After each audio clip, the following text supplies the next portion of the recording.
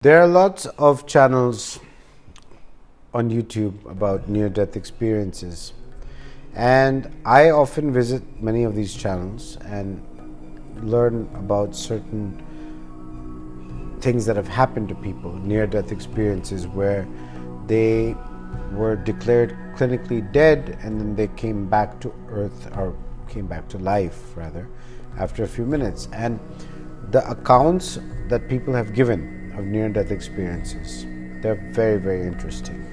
They're very interesting, and they all have some sort of an element of similarity, but at the same time, they are all unique in their own way. I don't think, I haven't really heard of experiences that are exactly the same. Of course, there are many that are extremely similar, but there are experiences where people have had certain things that are common, but yet there's something unique about it. So, for example, what I mean by that is that you've heard about when people are declared dead, they kind of leave their bodies, right? So most people say that they left their body and they could see their body below them and they're floating above, and then they see a light in the corner of the room and then they get sucked into it in some cases, or in some cases they just enter into a tunnel.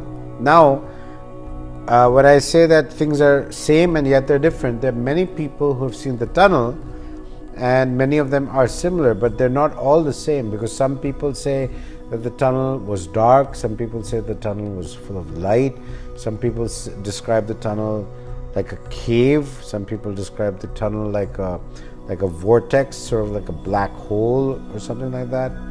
So different people have described these things differently. Then some people, when they come out of the tunnel and they go into the room where there's a life review and they meet their relatives, they actually see their relatives the way they were, and they're in a sort of a room full of light and things like that. Now, some people, on the other hand, say that when they come through the tunnel, they actually come into sort of a valley or a meadow, like a natural place with grass and mountains and trees and things like that, and that's where they meet their families. And so they're just all different sort of stories. I personally don't think that there's any hard and fast rule as to where exactly you go and what exactly will happen there. I think it depends from person to person. A lot has to do with what you believe and what you sort of have envisioned heaven to be like. So heaven is a place where your thoughts become reality very quickly. Unlike on earth, where to make your thoughts into a reality, you also have to perform an action of some kind. From what I understand, heaven is not like that, or the afterlife is not like that. It is where whatever you think will actually immediately materialize. That is why one of the things that I have read in some of the books about people's experiences in the afterlife is that they have to be very careful about what they are thinking, because unlike on earth, if you're talking to somebody on earth face to face, there's a sort of a privacy that you have. Okay, so if I am talking to somebody and I'm being very nice to them on their face, but inwardly if I'm actually thinking negatively about the person, on earth you're able to hide that, whereas not in the afterlife. So in the afterlife, you really cannot, whatever you're feeling about a person just immediately gets manifested, or it gets shown to them in some way. So a person will know that you're not thinking something good about them. So that, of course, that's what I have read. However, I've also read that when you're there, you feel a great feeling of love and a lot of peace, which a lot of people who've come back say that. So under those circumstances, I feel that the chances of you actually thinking negatively about somebody really will go down, because you yourself are in a place of great peace and happiness. So maybe because of that, you don't really think negatively about people. So that's another thing.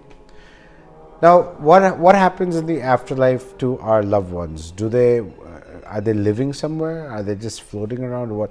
So what I've heard and read is that that people actually they can create their own homes with their thoughts. So people can create a home the way they want it, where they want it. If you are more of a city person, you can have a home in a city. If you're more of a person who wants to live, let's say in the say next to the ocean or in the hills somewhere, that is also possible. But it all depends on a person's individual likes and dislikes. And family, they live together.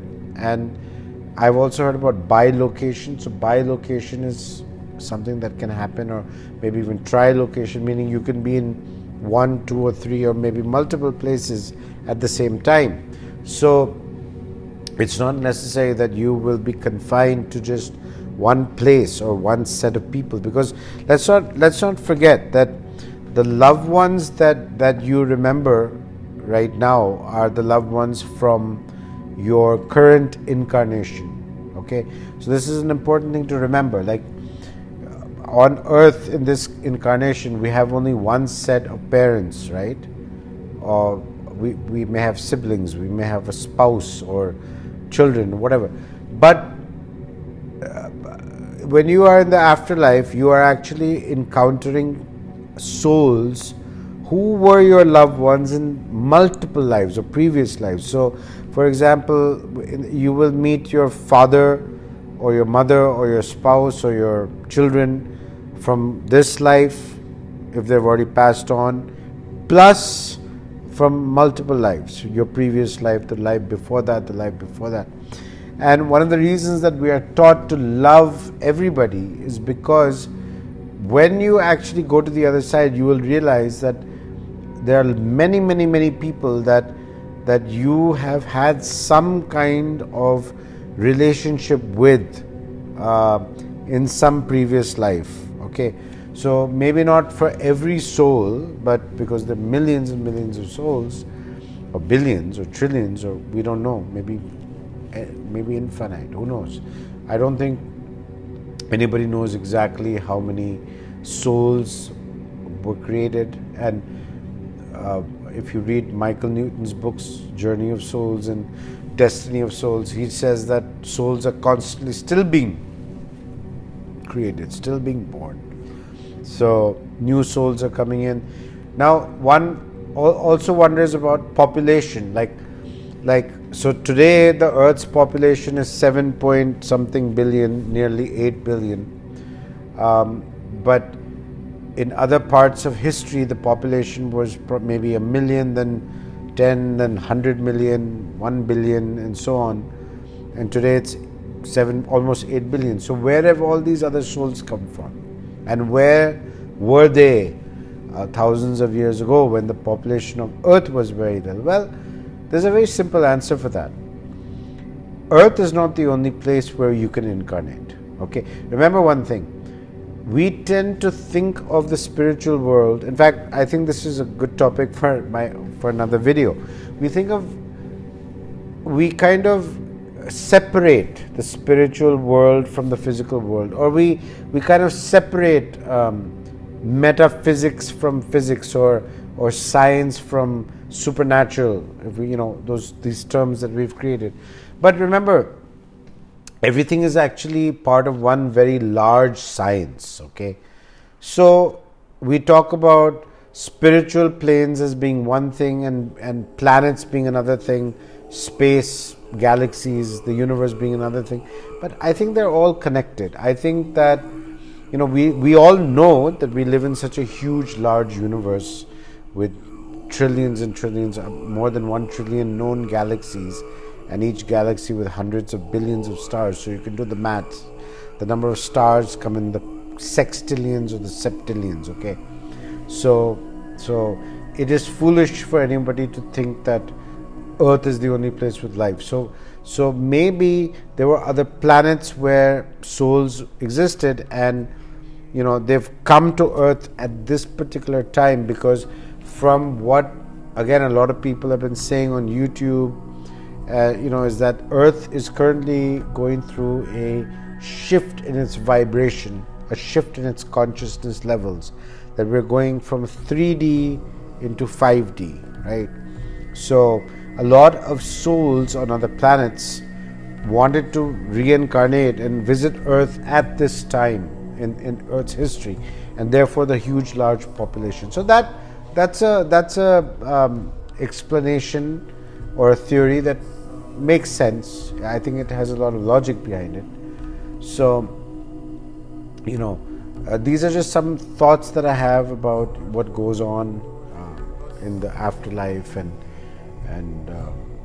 yeah, I hope you enjoyed it, and I hope that you understand that though you may have lost a loved one physically, they're still there somewhere, for sure.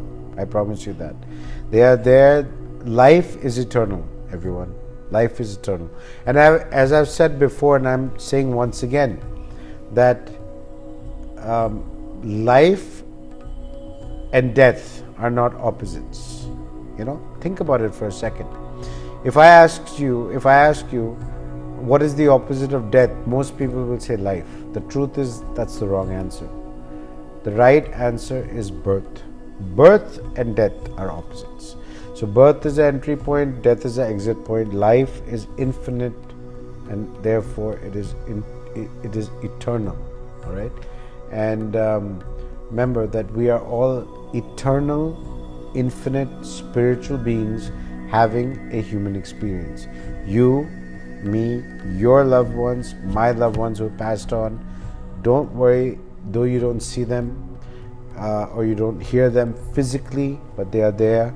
You may even, sometimes see them in your dreams or hear them in your mind. It is not your imagination. It is not an illusion. Trust me. Trust me. They are communicating with you. Spiritual beings who have left the human experience or left the human body can and do communicate with human beings who are spiritual beings who are still in the human experience. Okay, so God bless you. I love you, and take care. Bye bye.